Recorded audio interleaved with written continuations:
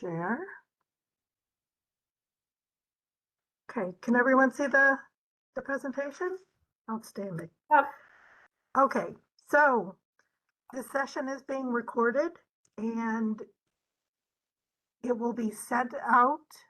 The link to the recording and the presentation will be sent out by the end of the week. We ask that you please put your full name and your organization in the chat. And welcome to the Contracting with Erie County Department of Health training. Mental health. Thank you. Department of Mental Health. Sorry, I spent too much time in the health department. It lingers. So, next slide. The intent of this training is to give some general information about the contracting process. It likely will not cover all specific agency-related questions. Any questions of that sort, you can contact your contract coordinator after the session to follow up regarding those things. So the agenda, we're going to go through introductions, talk about the contracting process and insurance requirements, the fiscal requirements and reporting, and programmatic reporting and outcomes, where to find more information and address any questions that you may have. If you do have questions during the presentation, please put them in the chat. And if you are not muted at this point, please do so, unless you're talking. Amy, are we doing intros on? Oh, I see. Here you go. Here, just for us, right? Which makes sense. Thanks, Dave. So first off, I'd like to introduce Sarah Bonk, who has joined us for this meeting. She is our Commissioner of Mental Health. I'm Amy Rockwood. I am the Director of Planning and Evaluation and work with the contract coordinators and our contract specialist. Tara Karolewski is one of the contract coordinators. Kathleen Larson. There you go. Stacy Sinclair. I can't see you, but I hope you're waving. Melissa Stark is not able to be here with us today, but I'm sure you'll all have a lot of interaction with her. And we also have our fiscal team here, which includes Dave Spadone, Alicia Delecki, and Gabrielle Miller-Bishop. We all call her Gabe. Okay, so overview of the contract process.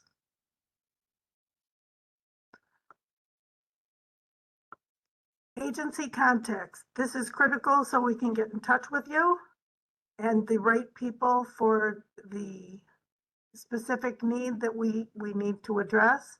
You'll receive an email, I believe from Melissa Stark, with a request for a list of your agency contacts. You'll need to identify who will receive fiscal, insurance, and contract-related communications. There can be multiple contacts listed for each one of these categories, except for the CEO.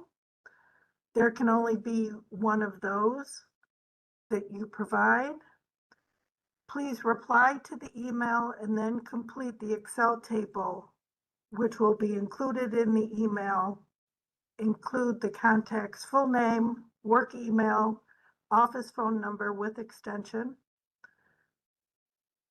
There can only be one designated contact signatory. So that's the person who would actually be authorized to sign your contract. And that needs to be something that in your bylaws, you've identified who can be the signatory. We need their full legal name and title, as this will be put on the contracts. And it needs to be notarized exactly how you have listed it with us on the signature page. Also, please confirm that your agency's full legal name and administrative office address are listed correctly, or advise us if any corrections should be made. And this includes identifying when a DBA doing business as is needed.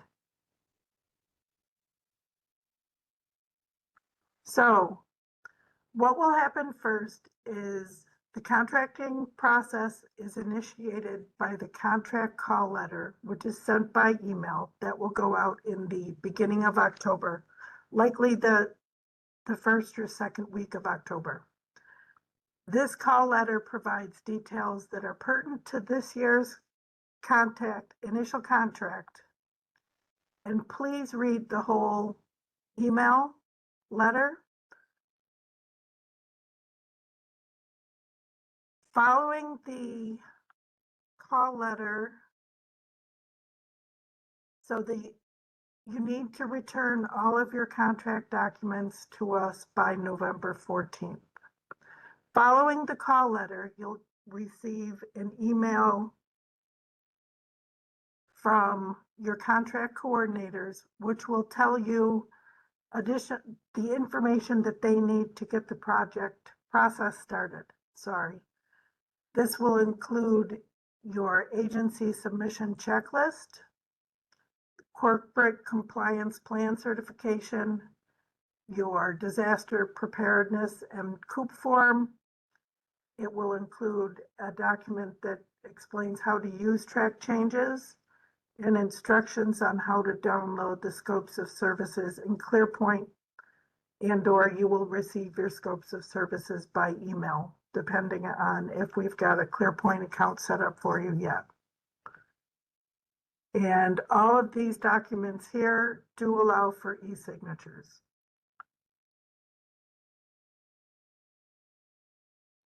So, Tara. Yes, thank you, Amy. You just did my other slide for me. So you did a little extra there. That's okay. Hi, everybody. So the scope of service, I know for some of our soon to be newly agencies that are not a subcontract, but are going to be a direct contract, already has some scope of service. So some of this is going to be information that you already know, but then to our new providers, the scopes of services is a document that basically describes the program services that you are going to be contracting with through the Erie County Department of Mental Health. We will be uploading a scope of service document into ClearPoint, or we'll email it to you. And we will need you to update that scope of service or develop your scope of service where you're updating it using track changes.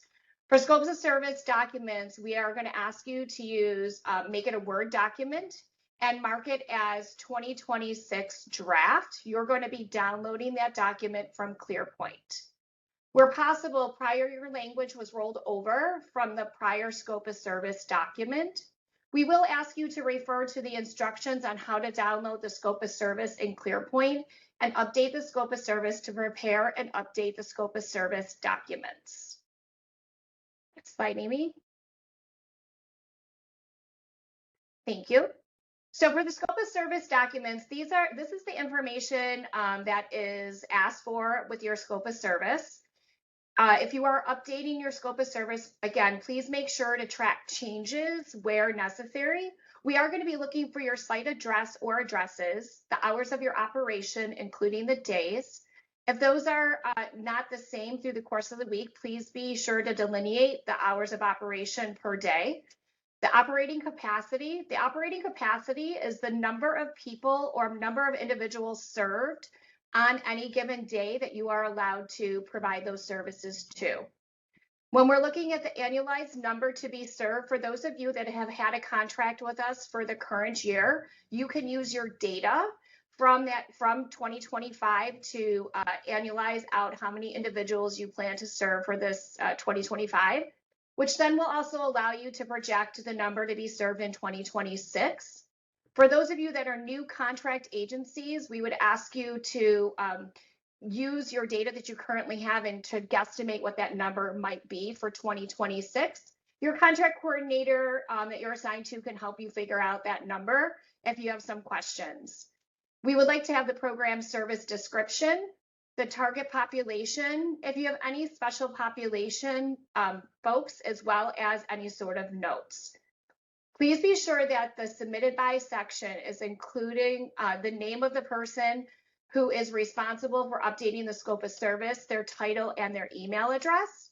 Once all the updates to your scope of service, 2026 draft scope of service has been completed, save it to your computer as a Word document, and please make sure that the track changes are on.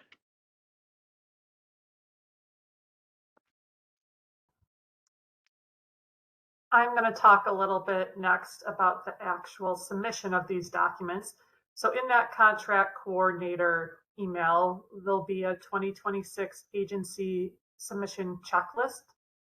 So we would encourage you to review that and compile all the documents. It specifically lays out the name of each document and what you'll want to make sure is included in that submission.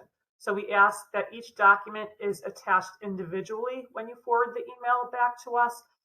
So for example, don't scan all the documents as one and attach that. We need each document scanned and attached separately. Another reminder on that scope of service, make sure you're using that in Word with track changes on. Once you have all those documents completed, please email all those documents in one email to your contract coordinator. We do also would like you to use a standard naming convention for this email so that it's easier for the contract coordinators to identify and be able to review those documents that are coming in.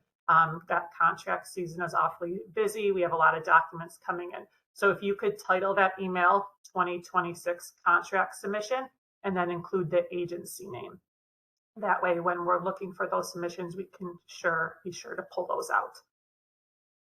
And on the contract coordinator review end of it, the contract coordinator documents are reviewed in the order in which they are received from the agency. So with that November deadline, if you have them completed earlier than that, feel free to submit them early.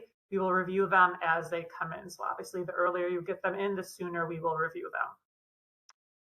We will reach out to the agency with any questions related to these documents. So as we're reviewing them, we will definitely reach out if we have questions.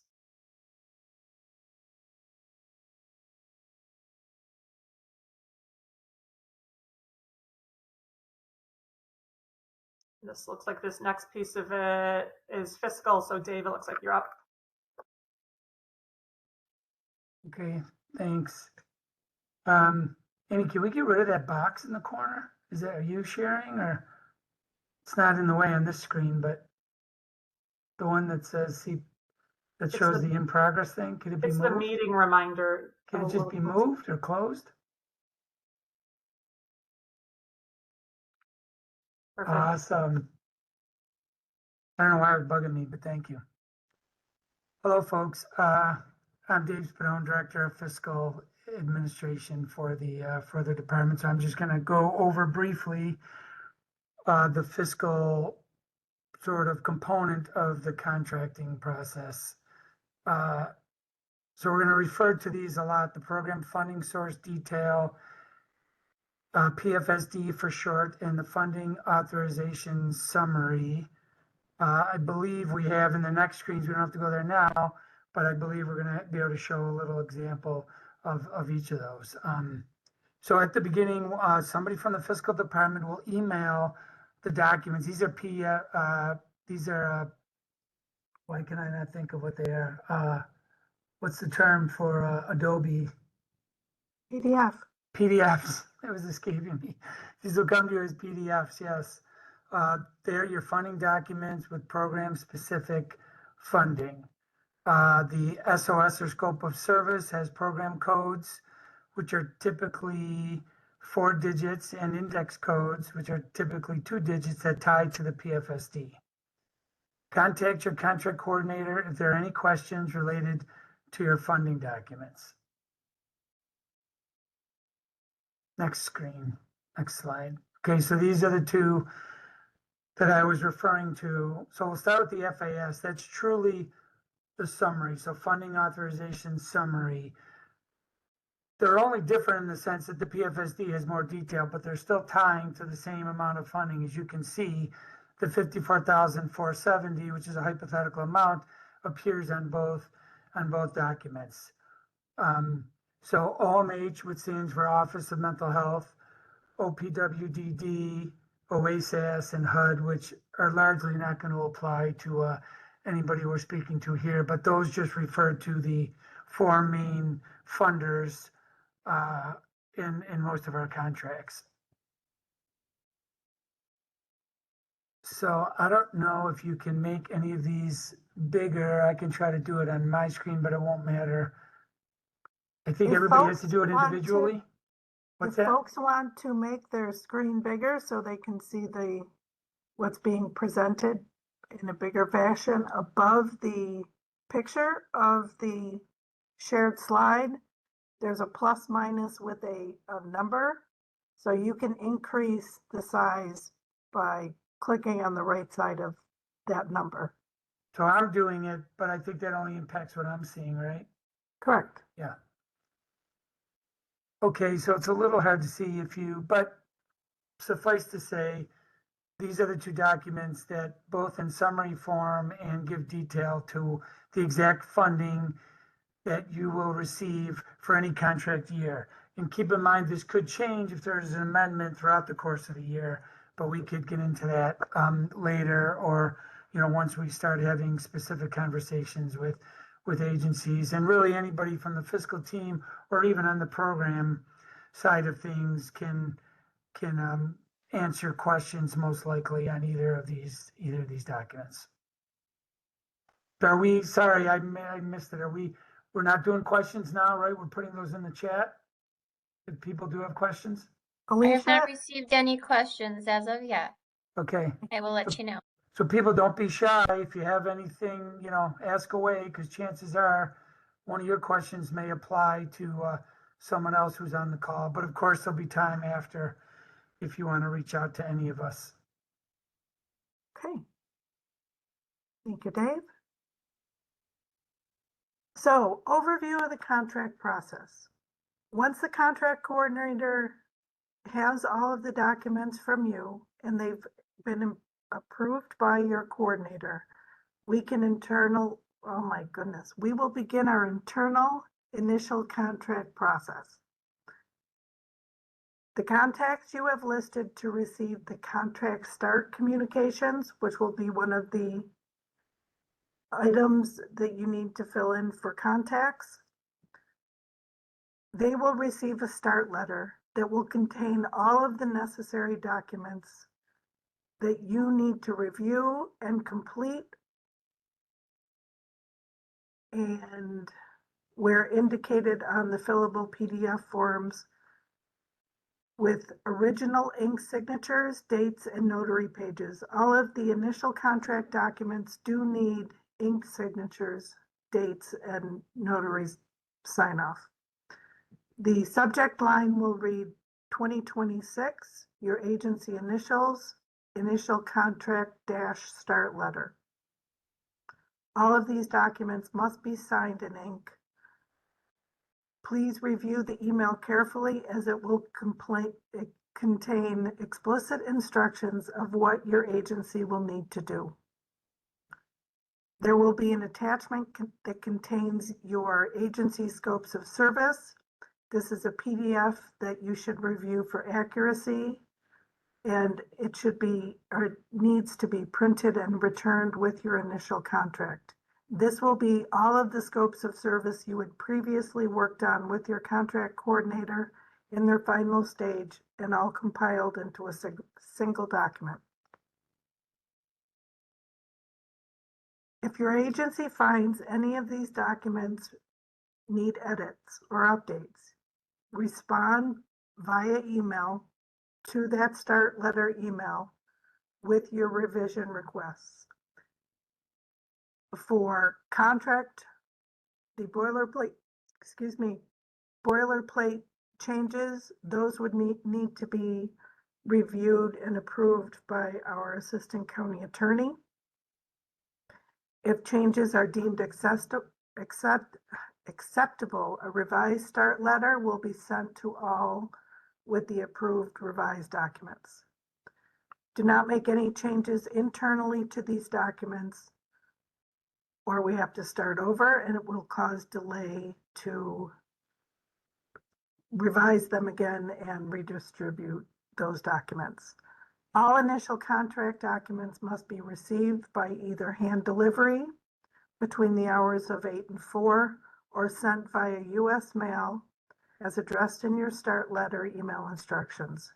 If drop-off arrangements are needed, please email melissa.stark@erie.gov or call Melissa, her phone number is here, or our front desk reception, and they can help with pick up, drop off if you wanted to drop them off at the street, make sure someone is here. A scan of your documents may be sent to Melissa in advance for her review so she can let you know if there are any issues or changes that need to be made prior to you actually mailing things in. This is highly recommended to avoid delays in processing should the documents have issues if they just come in directly with mistakes. So, your certificates of insurance must be on file and current for us to process your initial contract. Should your certificates be expiring or expiring with the next 2 weeks or expired, the contract will be on hold until we have the receipt of any renewals and approval from our legal department. Contracts will be processed in the order that they are received, so please promptly return these to avoid delay. Once your contract has been fully executed, which means we have an approved signature page back from the county executive's office, fiscal will receive notification that payment to your agency can be made. Assuming your agency has submitted its invoice and fiscal has deemed that your agency has fulfilled its fiscal requirements. You may submit invoices to fiscal as soon as they are ready. Please do not wait for receipt of the fully executed contract to do so. A finished letter will be sent via email with your fully executed initial contract attached for your records. And to all the contacts that you have listed for contract finish communications. Again, that's another category on the contact list. Insurance requirements. Melissa is our expert on this. Your agency must provide an agency contact to handle your insurance requirements. These contacts will work with your insurance agency to fulfill your county insurance requirements and will then email the required certificates directly to Melissa. We do not accept any certificates via U.S. mail. You must send them by email. Melissa will review and request revisions until the certificates meet our requirements. Once your certificates have passed initial review, they will be sent to our assistant county attorney for final approval. Where waivers are requested, legal will determine if such can be waived on a case-by-case basis, given the details your agency provides. Upon our county attorney's approval, the certificate of insurance will each receive a Department of Law stamp, and the improved certificates will be included in your fully executed 2026 initial contract as Appendix C. Please save this fully executed initial contract that will be attached to your finished letter for your records and future reference. What we mean by that is those certificates of insurance you can use as a guide for future insurance submissions. That will help you a lot and significantly reduce future delays or delays in the future. Certificates of insurance must be maintained at all times according to the policy periods listed on your certificates. It's the responsibility of your insurance contact and the agency to calendar your expiration dates and submit renewal certificates in a timely manner. These are all submitted to Melissa. There can be no lapse in the dates between renewals. For example, if your policy ends or expires on 9/1/25, the renewal certificate needs to show a policy start date of 9/1/25, not 9/2. Your 26 initial contract and any amendments will not be processed if your certificates on record have expired or will expire within 2 weeks of our receipt of your signed contract documents. To avoid delay in payments and processing your contracts, you must keep track of your expiration dates, request renewals from your insurance agent, and submit these to us in a timely manner so we can do our processing. To familiarize yourself with the county insurance requirements, please visit our webpage. The link is provided and you'll receive that when we send out the PowerPoint and recording at the end of the week or by the end of the week. This page is dedicated to our contract agencies and contains all necessary reference materials. Our insurance requirements will be found under the heading ECDMH Insurance. Please note that this entire page will be updated in October of 25 with all of the 26 contract-related materials, and many of these documents will be revised for 26. Upon receipt of your agency's insurance contacts, an email will be sent with a recorded insurance training PowerPoint that will further assist your agency in meeting the county requirements in a timely fashion. Fiscal requirements and reporting. Dave, back to you.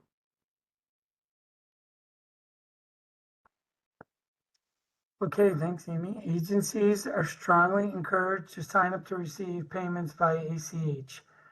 Contact me at my email here is listed, and that's my direct line for more information. It's not a big secret. It's just if you reach out to me, then I have to connect you with someone in the controller's office, and it actually has to be via snail mail, so to speak. So it's not something you can, I mean, it's sort of ironic because it has to be by snail mail in order to receive electronic payments, but that's just the way it goes. So if you're interested in doing that, reach out to me and I'll get you set up. It's, highly encouraged unless there's some, specific agency-specific reason why you wouldn't want to do that. I can't really, there's really not too many exceptions to that. Okay, regarding payments themselves, the first 3 quarters are paid as advances. So for example, we're on a calendar year, all of our contracts. I guess we haven't specifically mentioned that before. Regardless of if your agency is a fiscal year or calendar year, our contracts are on a calendar year basis. So when we refer to the first 3 quarters, we're talking, as far as advances, typically January, assuming that your initial contract pieces are in place and it's fully executed, January, April, July. I mean, it's not a rule, but if things are going well, then that's typically when you'll get them, then they're truly advances. And then so the invoice should be submitted prior to the first day of the respective quarter, obviously. So as somebody alluded to previously, you really don't have to wait to submit those. So December of the previous year, 2 weeks or so before is fine, middle of March, middle of June, that kind of thing.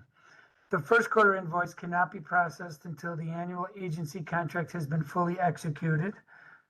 The fourth quarter invoice cannot be processed until the required Google Doc Q4 year-to-date forecast tab is completed and approved by us, which it's mostly fiscal that's doing that, but there could be some components of our programmatic people as well involved.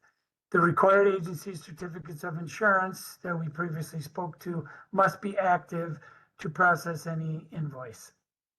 So I just want to make a little note here. So for fiscal people that are on the call, and these agencies, I don't know exactly how big or how small they are. And if it's small, you probably already know this.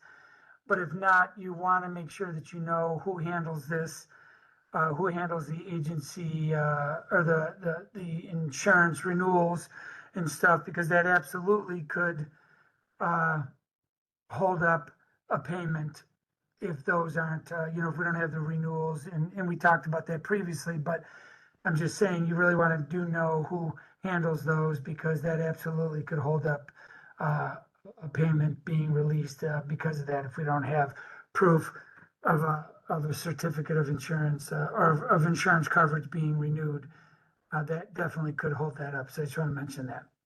The agency invoices should be on agency letterhead and include a date, agency name, quarterly amount requested in whole dollars, no pennies, please, a brief description of the payment request, and an invoice number.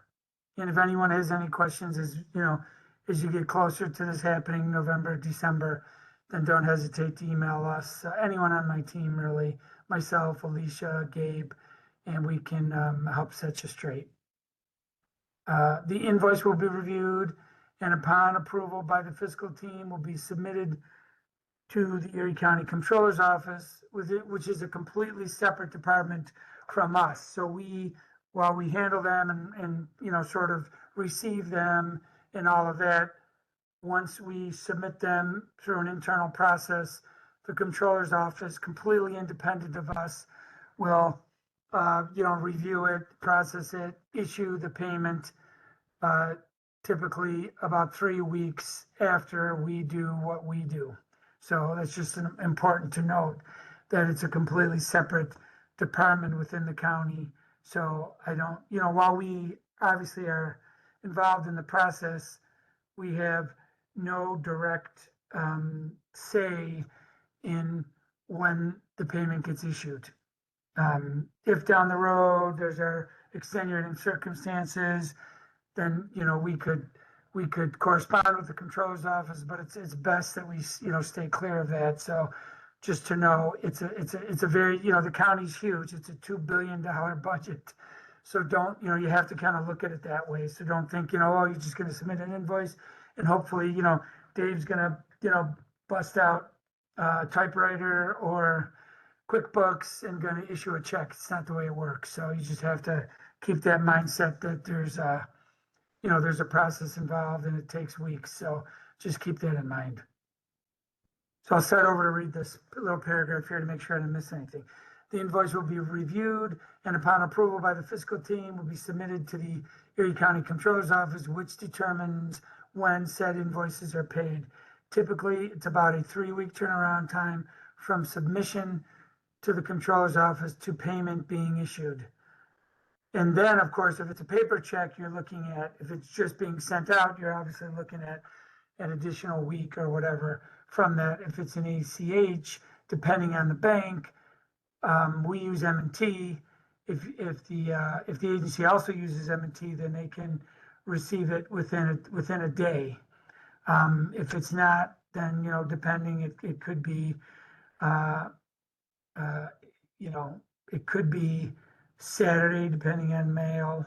I said an ACH, so it could be not till Monday or early the following week. So just keep that in mind. Payments are issued on Thursdays. Oops, sorry, Amy. I'm slow here. Exceptions for holiday weeks.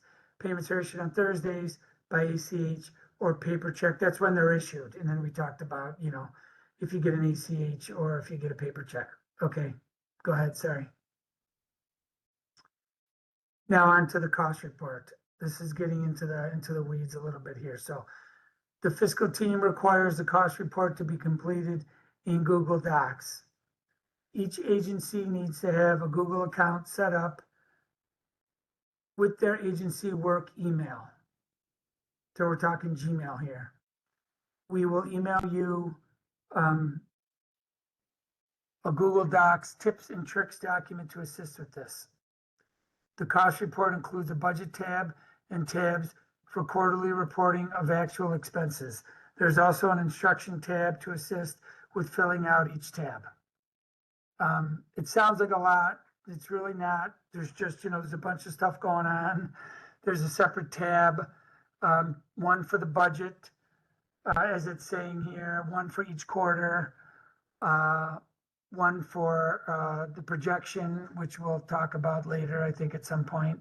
So there's just a bunch of different tabs within the Google Doc, but it's fairly straightforward, and the instruction tab is pretty good. But of course, especially early on, if you need to reach out to any of us, then don't hesitate.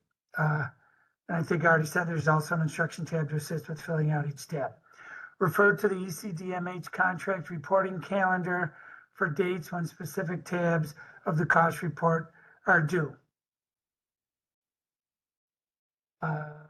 So nothing yet, Alicia? Question-wise? No questions yet. Okay, and this applies to everybody, as it says here. We'll need a current signed Form W-9 from each of you, regardless of type of funding, or in order to set you up as a vendor to receive any kind of payment from Erie County. This is a must. So please get those to me forthwith. And my email is right there. Thanks, everyone. Thanks, Dave. Program reporting outcomes, and Kathleen. Great, thanks, Amy. Another system that we use is ClearPoint, which is the ECDMH data reporting system. A few pieces that are within that system are performance outcome reports. So not all of you will have performance outcome reporting to complete in ClearPoint, but we will work with you, as we go forward here, working on some of the contracting pieces of it, and then also the outcome pieces of it. We will work with those agencies that will have outcome and performance reporting to complete in there. Our ClearPoint system also has our personnel report, which all agencies will be completing. It's a report that is based on your personnel, so your employees, and categories as related to race, ethnicity, gender, and salary. And that's a requirement actually from the county as a whole, not just our department, in reporting some of that information. ClearPoint also houses our scopes of services. So for each program that your agency has, the scope of service will be uploaded in ClearPoint as well. What we would like everyone to do is, for those, we would like you to email your contract coordinator for those that you'd like to have set up and access in ClearPoint. So we would just need that staff person's name and their email address. So if you could email that, we'll be able to set up new user accounts in ClearPoint. And again, just to reiterate, for those agencies that will have outcome reports in ClearPoint, we will work with you to determine those performance measures. We also can provide some training in how to use ClearPoint, how to enter your data, and things surrounding that once these reports have been set up. But I did link some ClearPoint guidance documents here if you want to read over those in general, but more specifically, once we have the agencies set up and the reports outlined in ClearPoint, we can provide some support around that.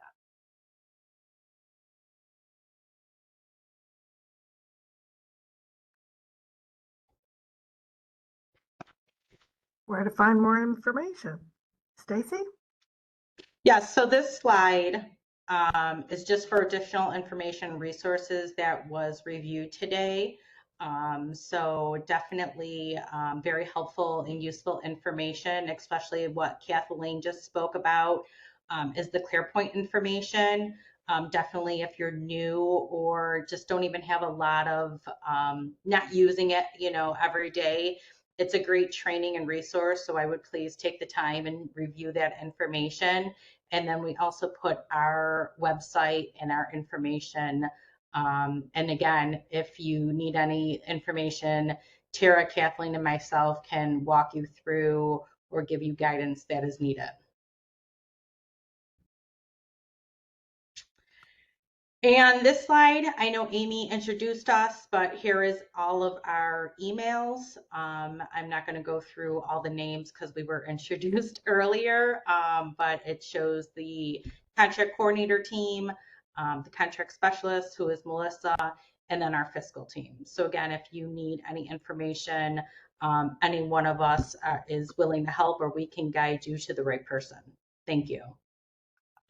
And I do believe the next slide is for questions. So if anybody has questions, our team will be willing to take some questions.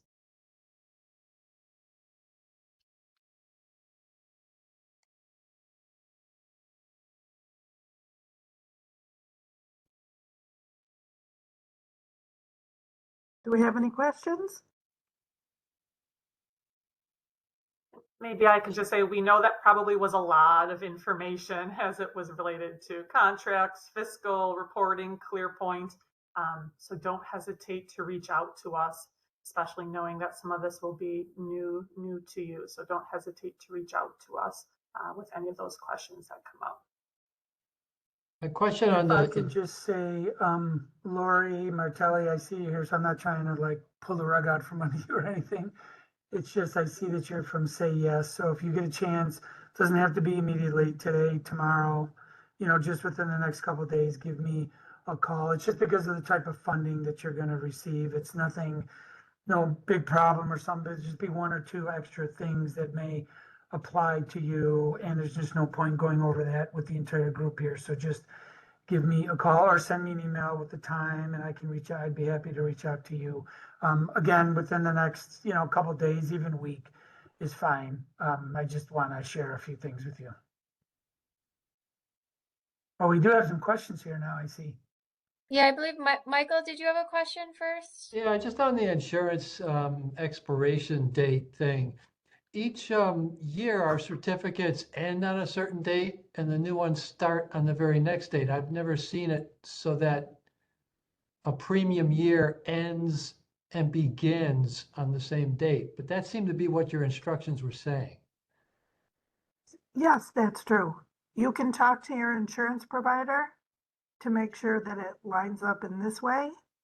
If you have specific questions about the insurance, you can shoot an email to Melissa and she can confirm whatever you need. Okay. All right, and Kathleen, maybe you can answer this one. Will we receive ClearPoint training once we gain access? A few things for ClearPoint. We do have a link that is attached to, or there are a few ClearPoint resources attached. We actually do have to go through and set up each agency's site and then the documents that will be, or reports that will be required in there. But once everything is set up, so once you have access to ClearPoint, once you know those reports and documents are in there, we can definitely, as your contract coordinator, do a walkthrough of ClearPoint with any questions that you have.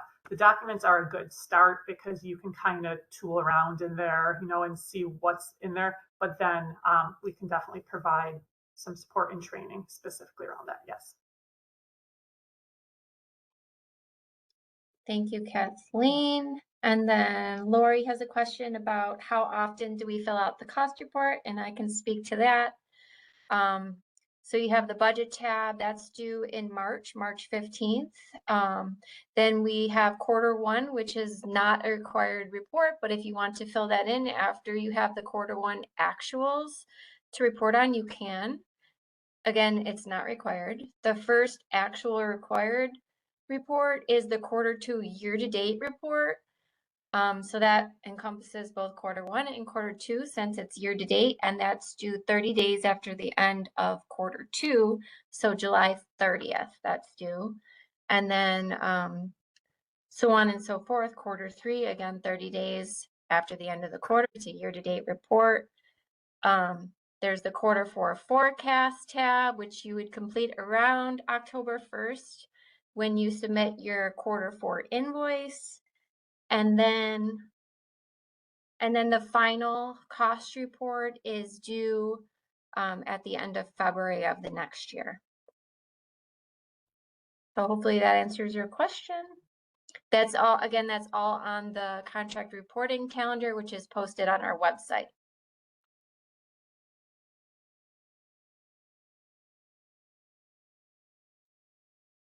You're welcome. I don't see any more questions.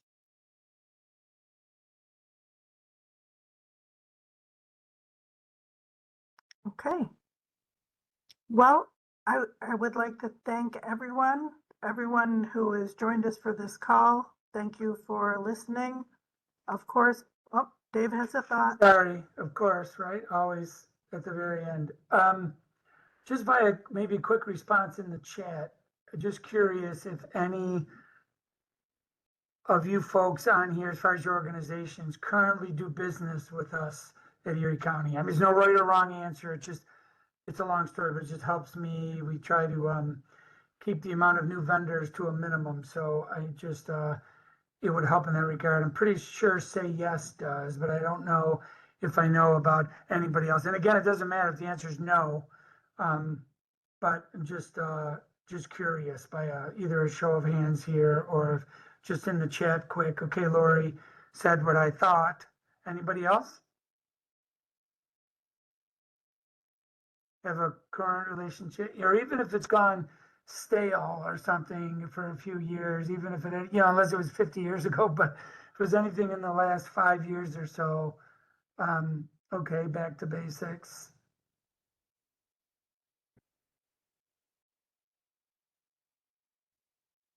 Okay, we got everybody covered there. I mean, Jeff, you're saying you don't think so. Mike, you're saying, okay. Is there a particular department, Mike, that you work with? It's currently Erie County Youth Bureau, but it may be another, and also Department of Health, right? Because we're currently have this grant through the opioid response program. And Youth Department of Health. Okay, that's good. Thank you. Sure. How about you, Lori? Are you still there? Which department? Do you know?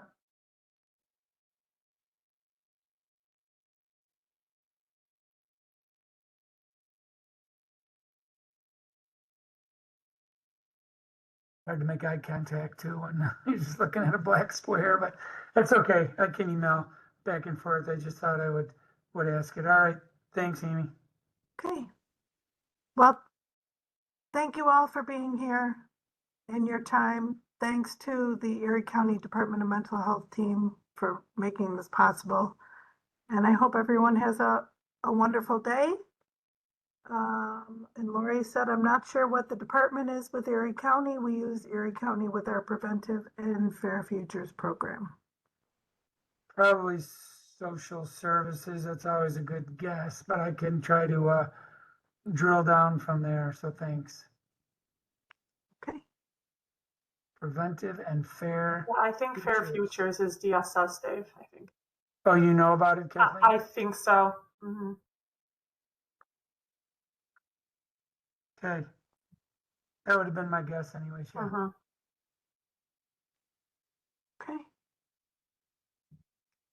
Well, I hope everyone has a wonderful day, and we're looking forward to working with you all in the future. Thank you. Thank you. Thanks, everyone. Thank you. Bye, everyone. Thank you.